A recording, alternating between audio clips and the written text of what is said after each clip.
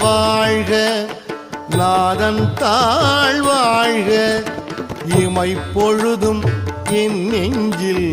நீங்காதான் தாழ்வாழ்க இமைப்பொழுதும் என் நெஞ்சில் நீங்காதான் தாழ்வாழ்க கோகழி ஆண்ட குருமனிதன் தாழ்வாழ்க